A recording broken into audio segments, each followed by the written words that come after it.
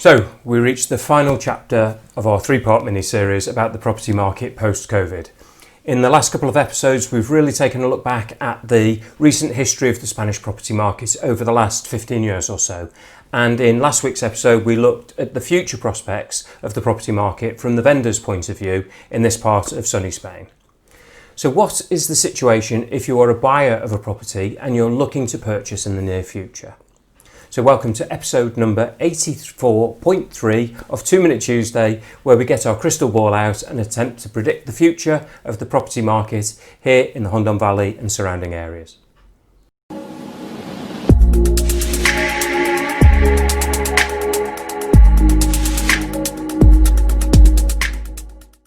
Now, I'm going to start with a disclaimer. What I'm about to run through is totally my opinion.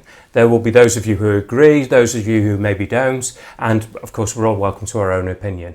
I'm basing my statements really on my continuous experience in the Spanish property market since 2006, on the data that we've collected and the data from our local collaborators, and again having my feet on the ground and having worked through the last financial crisis back in 2007. I'd also like to say that the property market, especially here in the Hondon Valley, it's not reflected in the national market. So when you hear these horror stories in the press about huge percentage drops in the property prices in Spain, you need to remember a couple of things. Number one is that bad news sells.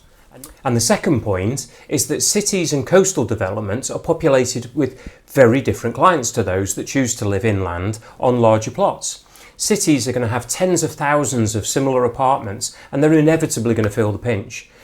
Domestic and foreign demand will drop, and due to a huge choice of similar products, so will the price. Inland with bespoke villas, we're not going to suffer to the same degree.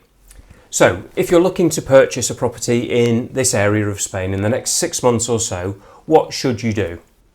Now, as with any major purchase, you should be doing your homework. We often say, and I think with the TV, it's location, location, location. But what we should really be saying, especially at this time, is research, research, research.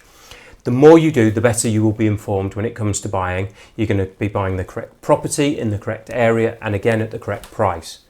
Now, in the Hondon Valley and the surrounding areas, I think we have a bit of a privileged position, as it was. We're the first valley away from the coastal and holiday Spain.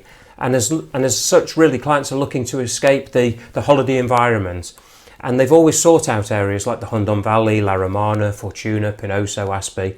And this has helped protect these areas in terms of value, as these areas are always in demand.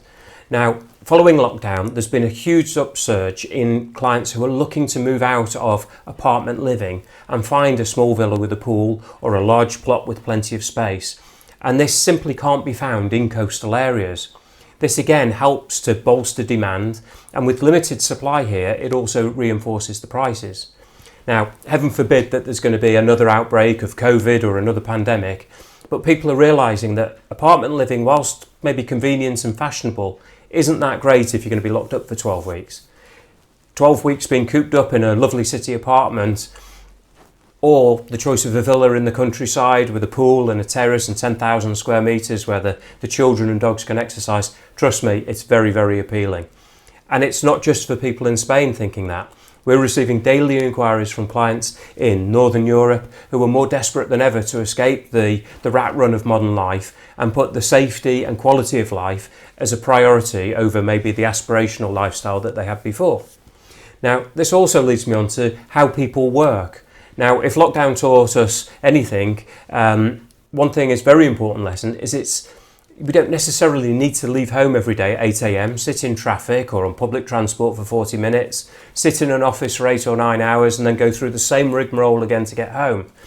Home working is now a real thing, and it's a viable option for many employers and employees, and it's something lots of people are considering. So now if you can work from home, why don't you have that home in the heart of the Hondon Valley or Aspe, Romana, Pinoso, Fortuna, rather than working from home in a city?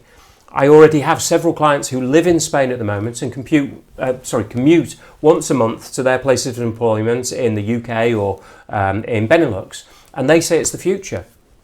Now, if home working is an option available to you, then where would you decide you want to work? A small apartment in a city centre, or a 3-bed semi, or a lovely villa with a private swimming pool and wonderful views? Now, all of the points that I've mentioned are positives and they will help maintain the property bubble that we have here in the Hundon Valley. However, bubbles burst, and this is what we're going to have a look at now. So during the 2007-2008 crisis, the heart of the financial crash, of course properties decreased in price. I think in this area it's due to two main factors. One is we went straight from a boom period and very quickly into recession. Now this meant that prices had never been higher, and when the crash actually happened, the percentage drop was much greater than anticipated, and it was a painful drop. These prices now have still really not recovered from the crash, and so if there is a recession again, the price drop as a percentage drop won't be at such a huge level as before. Now, obviously it depends on when you purchased your house as to any potential drop will affect you. However, we're going to have to wait and see, as there's going to be an awful lot of uncertainty ahead of us.